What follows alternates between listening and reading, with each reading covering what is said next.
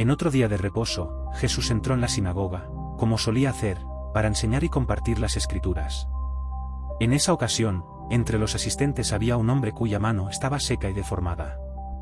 Esta condición no solo le impedía trabajar con normalidad, sino que también lo convertía en un marginado en la sociedad. Al ver a Jesús entrar, los fariseos, siempre atentos a lo que hacía, lo observaron con intención maliciosa. Querían ver si Jesús sanaría al hombre en el día de reposo, para así acusarlo de violar las leyes del descanso sabático. Jesús, conociendo sus pensamientos, no se dejó intimidar por sus planes. Sabía que lo observaban, pero su compasión por el hombre era mayor que cualquier temor a las críticas. Así que llamó al hombre con la mano seca y lo hizo ponerse en medio de la sinagoga, frente a todos. Luego, dirigiéndose a los fariseos y a los demás presentes, Jesús les planteó una pregunta desafiante: ¿es lícito hacer el bien en el día de reposo o hacer el mal, salvar una vida o quitarla? Los fariseos guardaron silencio, incapaces de responder. Jesús los miró con tristeza por la dureza de sus corazones.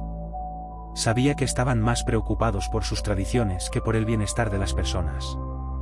Luego, volviéndose hacia el hombre, Jesús le dijo: «Extiende tu mano». El hombre, cuya mano había estado inservible por tanto tiempo, obedeció. Al instante, su mano se enderezó, y quedó completamente sana, igual que la otra. El milagro dejó a todos asombrados. La sanación fue tan evidente que nadie podía negarla. Pero en lugar de alegrarse por la restauración del hombre, los fariseos se llenaron de ira. Comenzaron a tramar cómo podrían destruir a Jesús, cegados por su celo legalista. Pero para el hombre cuya mano había sido sanada, aquel día de reposo se convirtió en el día más importante de su vida. Jesús no solo había restaurado su cuerpo, sino que también le había devuelto su dignidad y su lugar en la comunidad. Jesús y sus discípulos se dirigían a una ciudad llamada Naín. A medida que se acercaban a las puertas de la ciudad, encontraron una escena desgarradora: una multitud salía de la ciudad, acompañando el funeral de un joven, el único hijo de una viuda. La mujer caminaba detrás del féretro, con el rostro bañado en lágrimas. Había perdido a su esposo tiempo atrás, y ahora su único hijo también había muerto, dejándola completamente sola y sin ningún sustento. En la cultura de aquella época, una viuda sin hijos no solo enfrentaba el dolor emocional, sino también una vida de pobreza y abandono. Jesús, al ver la escena, fue movido por una profunda compasión. Su corazón se conmovió al ver el sufrimiento de la mujer, que caminaba con la cabeza inclinada, sumida en su dolor. Sin que nadie le pidiera nada, Jesús se acercó a ella, y con suavidad, le dijo: «No llores». Era un mensaje de esperanza en medio de la más profunda desesperación. Luego, Jesús se acercó al féretro y lo tocó. Los portadores se detuvieron, sorprendidos, ya que según la ley judía, tocar un féretro hacía a una persona impura. Pero Jesús no temía la impureza, porque en él estaba el poder de la vida misma. Mirando al cuerpo sin vida del joven, Jesús pronunció unas palabras que resonaron en toda la multitud: «Joven, a ti te digo, levántate». En ese momento, el milagro sucedió. El joven, que yacía sin vida, abrió los ojos. Se incorporó lentamente, como si despertara de un sueño profundo, y comenzó a hablar. El asombro y la incredulidad se apoderaron de la multitud, que observaba con los ojos muy abiertos lo que había sucedido.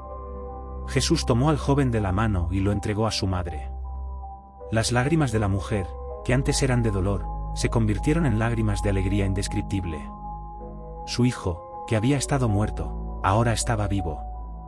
La multitud comenzó a glorificar a Dios, diciendo: «Un gran profeta ha surgido entre nosotros, y Dios ha visitado a su pueblo». Aquel milagro no solo fue una muestra del poder de Jesús sobre la muerte, sino también un acto de profunda compasión por una madre que había perdido todo.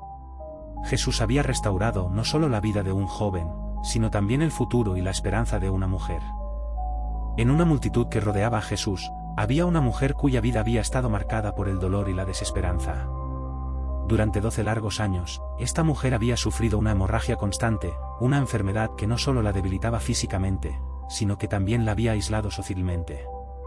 En la cultura de su tiempo, su condición la hacía impura según la ley, lo que significaba que no podía tocar a nadie ni ser tocada. Había gastado todo lo que tenía en médicos, buscando una cura que nunca llegaba. En lugar de mejorar, su condición empeoraba cada día más. Desesperada, pero llena de una fe creciente por todo lo que había oído sobre Jesús, la mujer decidió que este hombre era su única esperanza. Creía, con todo su corazón, que si tan solo pudiera tocar el borde de su manto, sería sanada.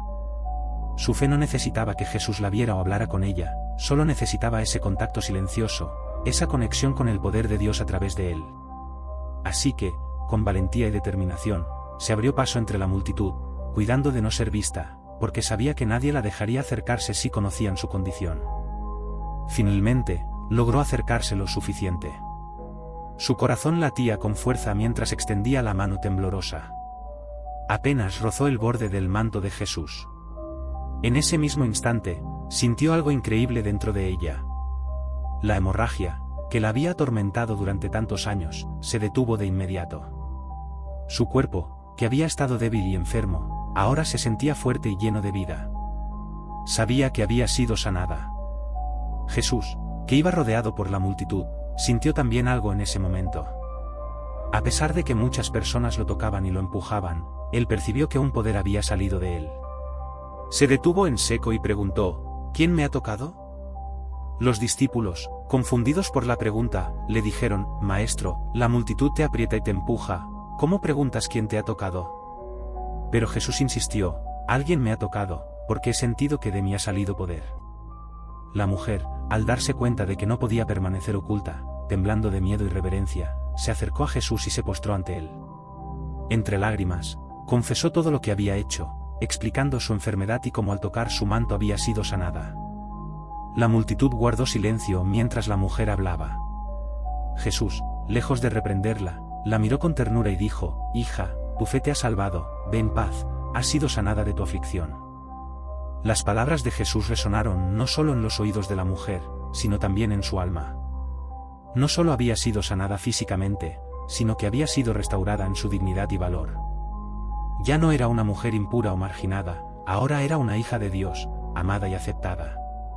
Con una nueva vida por delante, la mujer se alejó de la multitud, no solo libre de su enfermedad, sino también libre de la vergüenza y el aislamiento que la habían acompañado durante tantos años. En las afueras de Jericó, una de las ciudades más antiguas del mundo, un mendigo ciego llamado Bartimeo se sentaba junto al camino. Todos los días, se apostaba en el mismo lugar, envolviéndose en un manto que apenas lo protegía del frío, mientras alargaba su mano esperando que alguien le arrojara unas pocas monedas. La vida de Bartimeo estaba marcada por la oscuridad, no solo porque sus ojos no podían ver la luz, sino también porque vivía marginado por la sociedad. En su ceguera, dependía de la caridad de los demás, pero el aislamiento era casi tan doloroso como la misma ceguera. Bartimeo había escuchado historias sobre un hombre llamado Jesús de Nazaret, un rabino itinerante que sanaba a los enfermos, daba esperanza a los desesperados, y lo más sorprendente, devolvía la vista a los ciegos. Aunque Bartimeo nunca había visto a Jesús con sus propios ojos, las historias sobre él habían encendido una chispa de esperanza en su corazón. Cada día se preguntaba si, tal vez, algún día, podría encontrarse con ese hombre y experimentar el milagro que tanto deseaba. Un día, mientras Bartimeo estaba sentado en su lugar habitual, escuchó un alboroto en la distancia. El sonido de muchas personas hablando y moviéndose rápidamente comenzó a llenar el aire. Era una multitud. Bartimeo aguzó el oído, y con el corazón acelerado, preguntó a quienes pasaban cerca, ¿qué sucede? ¿Por qué tanta gente? Alguien le respondió, es Jesús de Nazaret. Está pasando por aquí. El corazón de Bartimeo dio un vuelco. Este era el momento que había estado esperando. Sin dudarlo, comenzó a gritar con todas sus fuerzas, Jesús, Hijo de David, ten misericordia de mí.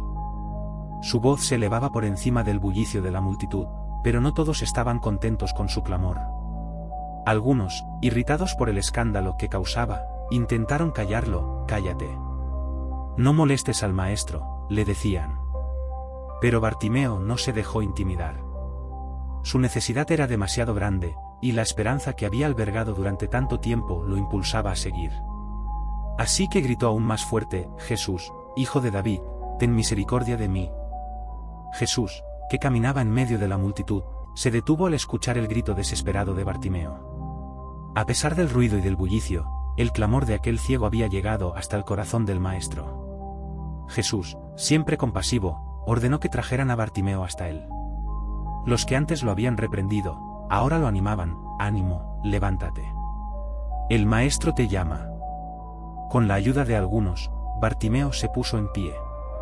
Aunque no podía ver el camino, su corazón sabía hacia dónde debía ir. Dejó caer su manto al suelo, un gesto simbólico de dejar atrás su vieja vida, y con pasos temblorosos, fue llevado hasta donde estaba Jesús. Una vez frente a él, Jesús le hizo una pregunta que parecía innecesaria, pero que tenía un profundo propósito: ¿qué quieres que haga por ti? Bartimeo, con una voz quebrada por la emoción y la esperanza, respondió: Señor, que recobre la vista. No había duda ni vacilación en sus palabras. Su fe en el poder de Jesús era total. Jesús, mirando al hombre con una mezcla de compasión y admiración por su fe, pronunció las palabras que cambiarían su vida para siempre: Ve, tu fe te ha salvado. En ese instante, los ojos de Bartimeo, que durante años habían estado cubiertos por la oscuridad, comenzaron a percibir la luz. Las formas, los colores y los rostros de la gente que lo rodeaba aparecieron ante él por primera vez. El mundo que antes solo podía imaginar, ahora se desplegaba frente a sus ojos con una claridad asombrosa. Bartimeo, abrumado por la emoción, no podía contener su alegría. Cayó de rodillas y comenzó a alabar a Dios con todo su ser. La multitud, que había sido testigo de este milagro, también quedó maravillada. La sanación de Bartimeo no solo fue un acto de compasión de Jesús, sino una muestra del poder de la fe. Bartimeo, ahora capaz de ver, decidió seguir a Jesús por el camino, no solo con sus ojos físicos, sino también con los ojos de su fe, que habían sido fortalecidos y confirmados. La multitud, atraída por las palabras de Jesús y los milagros que realizaba, no se preocupó por la distancia ni por el tiempo. Habían viajado largas horas bajo el sol, impulsados por una profunda sed espiritual, con la esperanza de presenciar y escuchar más del Maestro. Pero ahora, al final del día, el hambre física comenzaba a hacerse notar. Algunos de los presentes llevaban horas sin comer, y los murmullos de cansancio y necesidad se extendían por el vasto grupo. Los discípulos, viendo la creciente inquietud en la multitud, se acercaron a Jesús preocupados. Despide a la gente para que vayan a las aldeas y compren algo de comer, sugirieron, conscientes de que no había suficientes recursos para alimentar a tanta gente.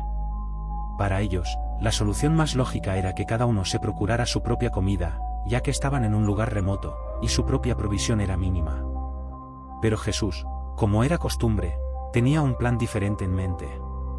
En lugar de enviar a la multitud a buscar alimento, miró a sus discípulos y les dijo con calma: «Dadles vosotros de comer». La sorpresa de los discípulos fue inmediata.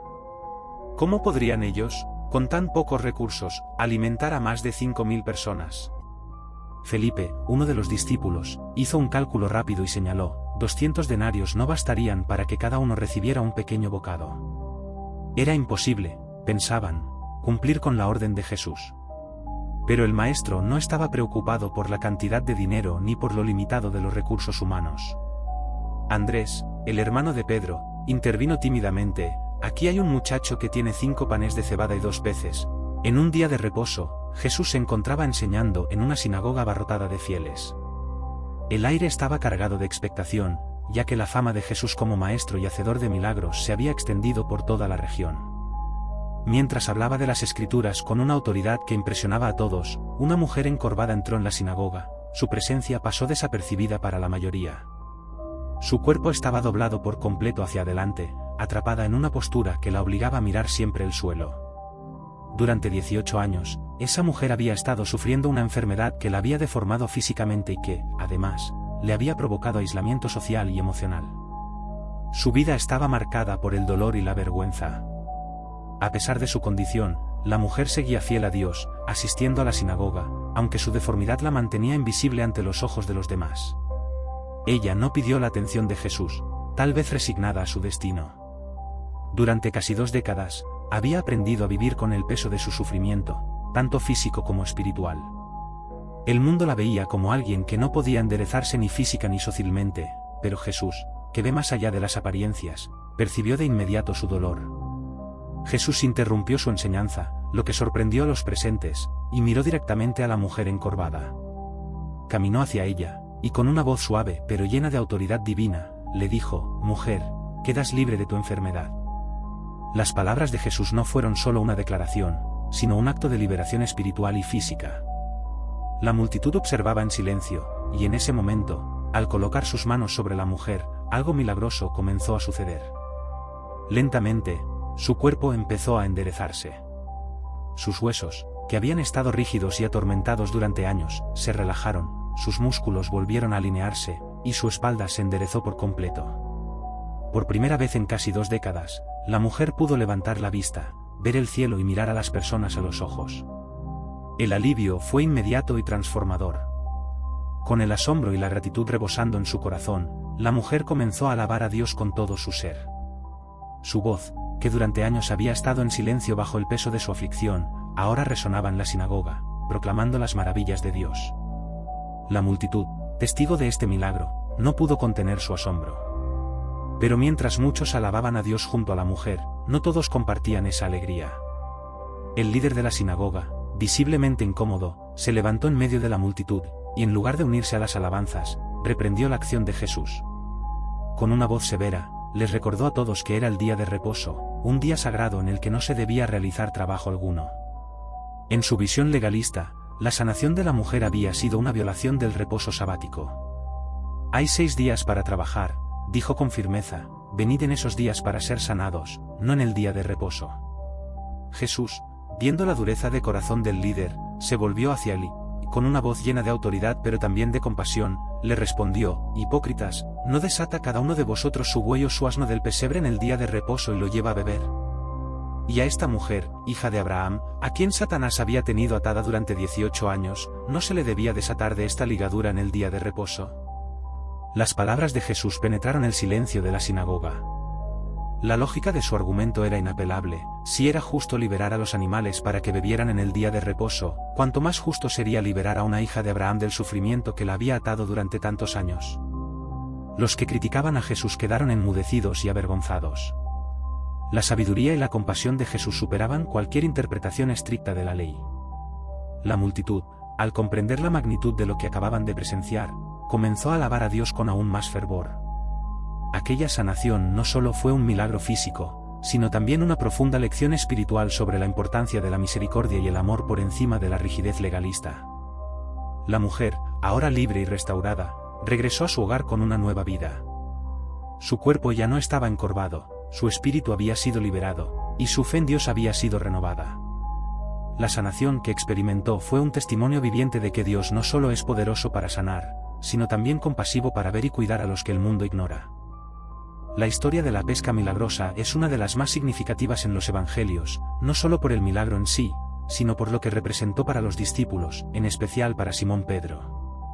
Este relato se encuentra en el Evangelio de Lucas y describe cómo Jesús, después de una noche infructuosa de pesca, obró un milagro que transformó la vida de aquellos pescadores para siempre. El escenario es el lago de Genesaret, también conocido como el Mar de Galilea. Pedro, junto con sus compañeros pescadores, había pasado toda la noche lanzando sus redes, pero no había logrado pescar nada.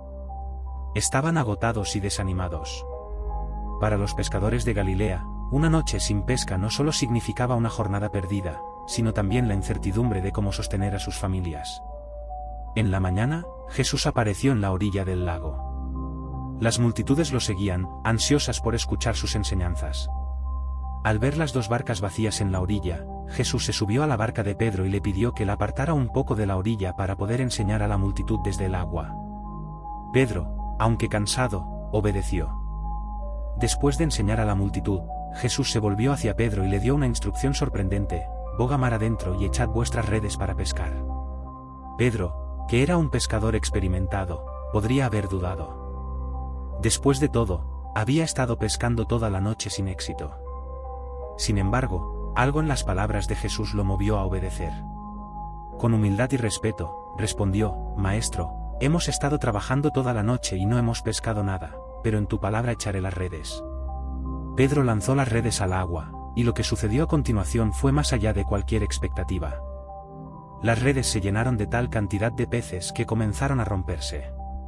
Pedro, asombrado, hizo señas a sus compañeros en la otra barca para que vinieran a ayudar. Juntos, llenaron ambas barcas con tantos peces que comenzaron a hundirse. Ante este milagro, Pedro cayó de rodillas ante Jesús, reconociendo que estaba ante alguien mucho más grande de lo que podía comprender. Con una mezcla de asombro y humildad, dijo: Apártate de mí, Señor, porque soy un hombre pecador. Pedro, al igual que sus compañeros, comprendió en ese momento que Jesús no era solo un maestro, sino alguien con un poder divino que iba más allá de lo natural. Jesús, en lugar de rechazar a Pedro, le ofreció una nueva misión. Le dijo: no temas, desde ahora serás pescador de hombres. Estas palabras transformaron por completo la vida de Pedro y de los otros pescadores. Dejaron todo, sus barcas, sus redes, y lo siguieron.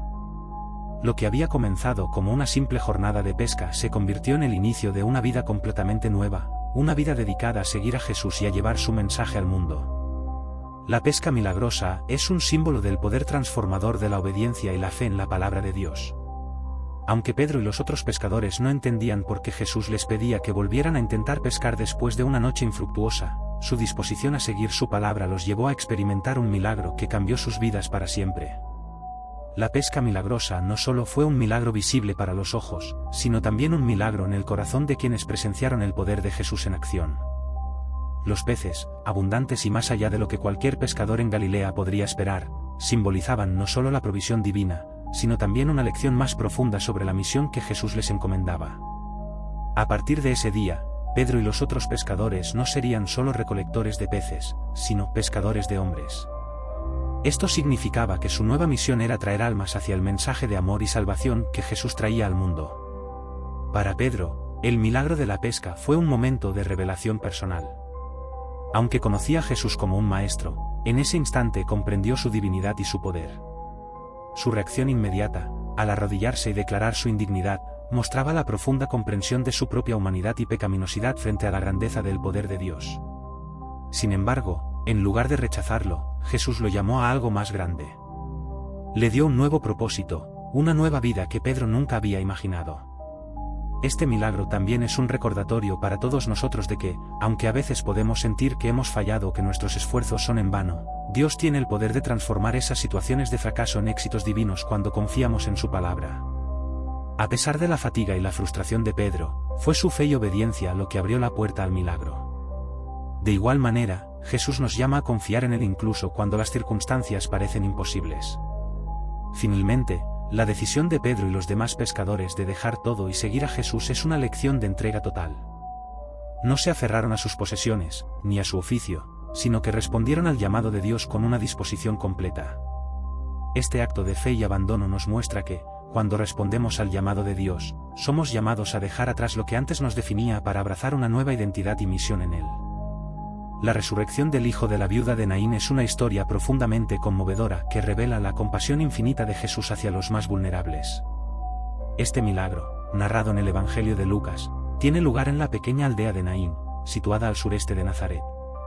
Jesús, acompañado de sus discípulos y una gran multitud, se encontraba caminando hacia esta aldea cuando se topó con una procesión fúnebre. En aquella época, las viudas eran una de las clases más marginadas de la sociedad. Sin un esposo que las protegiera o un hijo que las cuidara, una viuda se enfrentaba a una vida de pobreza y desamparo. En este caso, la mujer no solo había perdido a su esposo, sino que ahora también enfrentaba la desgarradora pérdida de su único hijo. Esta situación era desesperante, ya que su hijo era su único sostén, y con su muerte, la mujer quedaba completamente sola. La procesión fúnebre avanzaba por las calles de Naín, y el dolor de la viuda era palpable. Rodeada por amigos y familiares, caminaba detrás del féretro, sumida en el dolor más profundo que una madre puede experimentar. La muerte, implacable y cruel, parecía haber arrebatado todo lo que le quedaba. Cuando Jesús vio la escena, su corazón fue profundamente conmovido. Aunque la mujer no le pidió ayuda, la compasión de Jesús hacia su sufrimiento fue tan grande que decidió actuar. Se acercó a la viuda y le dijo: «No llores». Estas palabras, aunque amables, debieron sonar imposibles para ella en ese momento de profundo dolor. Sin embargo, Jesús no solo le ofrecía consuelo, sino una promesa de vida que estaba a punto de cumplirse. Jesús se acercó al féretro, tocándolo suavemente, un gesto que en la cultura judía podría haber sido visto como impuro, ya que el contacto con los muertos era considerado contaminante. Pero el poder de la vida en Jesús superaba cualquier ley de pureza. La procesión se detuvo, y con autoridad, Jesús dijo: «Joven, a ti te digo, levántate». En ese momento, sucedió lo impensable. El joven, que hasta ese instante había estado muerto, se incorporó y comenzó a hablar. La multitud quedó asombrada. La muerte había sido derrotada, y la vida había sido restaurada de una manera que nadie podía haber imaginado. El joven fue entregado a su madre, quien, entre lágrimas de alegría, probablemente no podía creer lo que estaba viendo. La noticia de este milagro se extendió rápidamente por toda la región. Las personas glorificaban a Dios y decían: un gran profeta ha surgido entre nosotros, y Dios ha visitado a su pueblo. Este milagro no solo devolvió la vida a un joven, sino que también devolvió la esperanza a una madre que lo había perdido todo. El milagro de la resurrección del hijo de la viuda de Naín nos muestra el profundo amor y la compasión que Jesús tiene por aquellos que sufren. Aunque la mujer no pidió un milagro, Jesús, en su infinita misericordia, le dio el mayor regalo que podía haber imaginado: la vida de su hijo.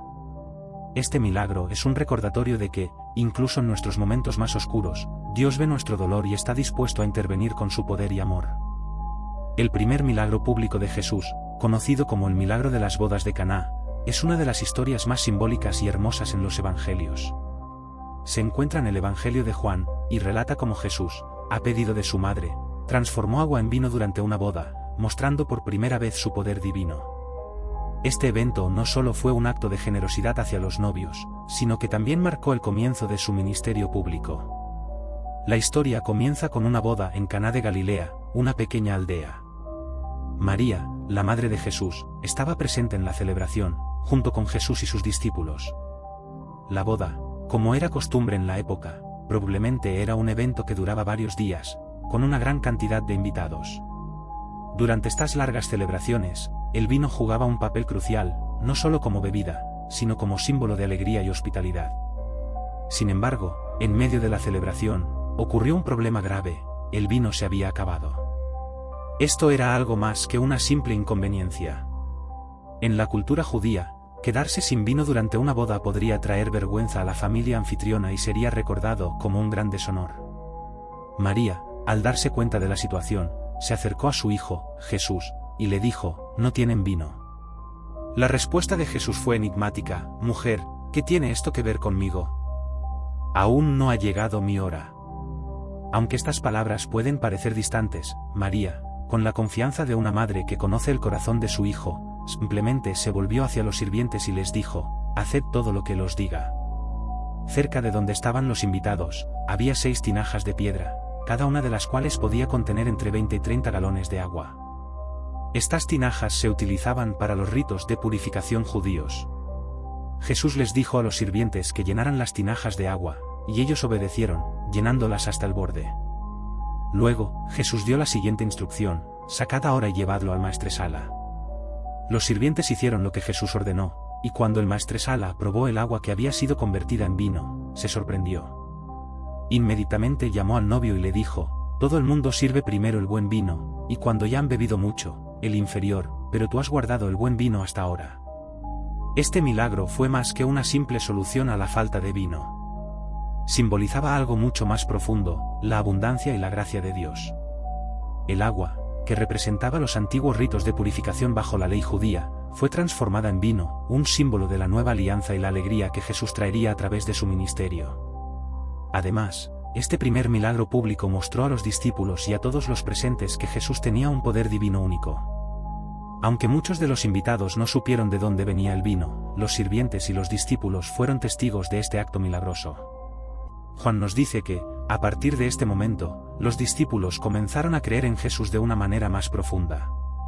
El milagro de Caná nos recuerda que, en nuestra vida cotidiana, Dios está dispuesto a intervenir y transformar nuestras situaciones, a veces de manera inesperada. También nos enseña que Jesús no solo se preocupa por nuestras grandes necesidades, sino también por los pequeños detalles de nuestra vida. Al igual que el vino en la boda, a veces lo que necesitamos es una pequeña intervención divina para cambiar todo. La historia de la sanación de los 10 leprosos es una de las más conmovedoras en los evangelios, no solo por el poder sanador de Jesús, sino también por la lección sobre gratitud y reconocimiento.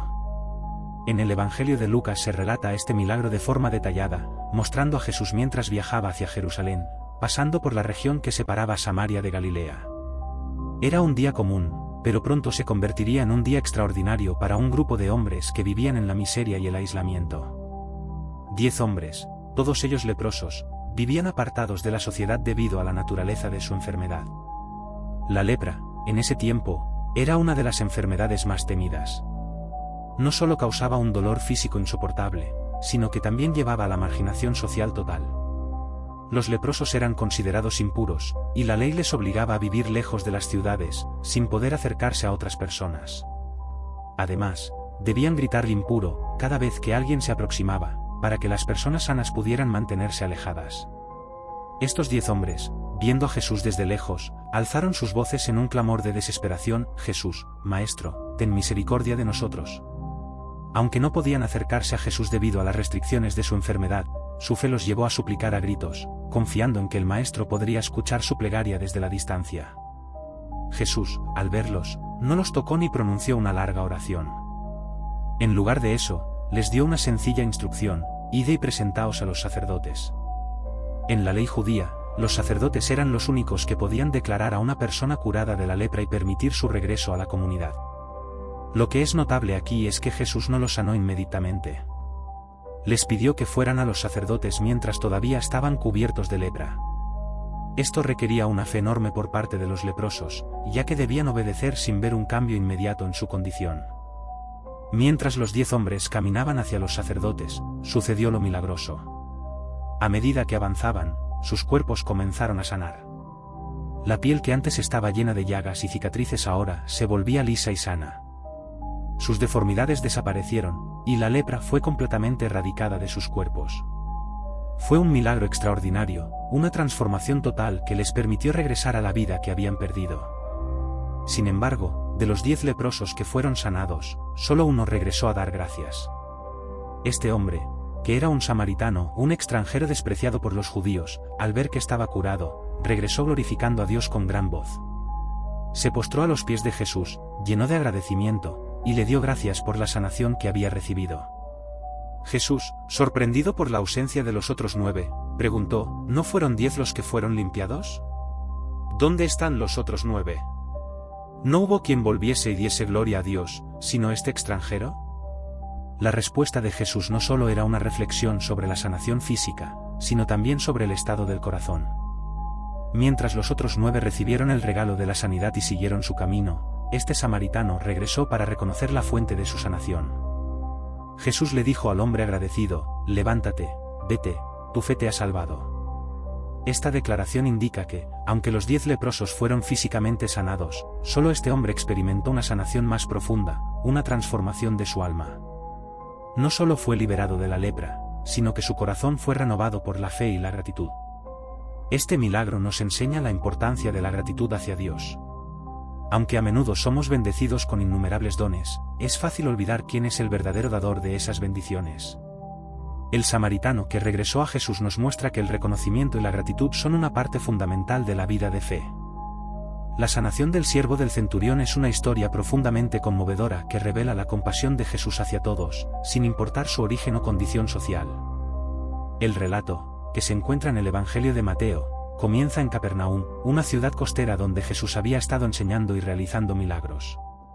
En esta ocasión, un centurión romano, que estaba al mando de muchos soldados, se encontraba profundamente angustiado porque su siervo más fiel y querido estaba gravemente enfermo. Este siervo, al parecer, no solo era un trabajador, sino también una persona cercana y apreciada por el centurión. El centurión, siendo un hombre que no pertenecía a la fe judía, había oído hablar de Jesús y de los milagros que realizaba. Aunque podría haber dudado, ya que era un extranjero en una tierra que no era suya, su amor por su siervo y su fe en el poder de Jesús lo impulsaron a actuar. El centurión envió a unos ancianos judíos para que hablaran con Jesús, rogándole que viniera a sanar a su siervo. Los ancianos acudieron rápidamente a Jesús y con gran respeto, le dijeron: este hombre merece que le hagas este favor, porque ama a nuestra nación y ha construido nuestra sinagoga. Jesús, al escuchar el relato sobre la bondad del centurión y movido por la sinceridad de su petición, decidió ir a la casa del centurión. Sin embargo, antes de que pudiera llegar, el centurión envió a unos amigos para que le transmitieran un mensaje extraordinario: Señor, no te molestes, porque no soy digno de que entres bajo mi techo. Por eso, ni siquiera me atreví a ir personalmente a ti. Pero di la palabra, y mi siervo será sanado. Este gesto de humildad y fe sorprendió a todos los que estaban presentes. El centurión, a pesar de ser una figura de autoridad, reconocía su pequeñez ante el poder divino de Jesús. explicó su creencia con una profunda comprensión de la autoridad, comparando su propio papel como comandante con el poder de Jesús, porque yo mismo soy un hombre bajo autoridad, con soldados a mis órdenes. Digo a uno, ve, y va, y a otro, ven, y viene, y a mi siervo, haz esto, y lo hace. Jesús, al escuchar estas palabras, se maravilló. No era común que alguien que no pertenecía al pueblo de Israel mostrara una fe tan profunda y una comprensión tan clara de la naturaleza del poder divino.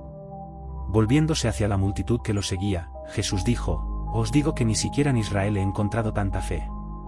Sin necesidad de acercarse al siervo enfermo ni de tocarlo, Jesús pronunció las palabras que sellarían el milagro. Les dijo a los amigos del centurión que volvieran a casa, asegurándoles que el siervo estaba sano. Los amigos regresaron, y al llegar encontraron al siervo completamente curado, como si nunca hubiera estado al borde de la muerte. Este milagro no solo muestra el poder de Jesús para sanar a distancia, sino que también resalta la importancia de la fe y la humildad. El centurión, a pesar de su posición de poder, reconoció que necesitaba algo más grande que él para salvar a su siervo, y su fe en Jesús fue recompensada. La historia es un recordatorio de que la fe no conoce fronteras, ni sociales ni culturales. Jesús no solo sanó al siervo, sino que también enseñó a todos los presentes una lección invaluable sobre la fe genuina.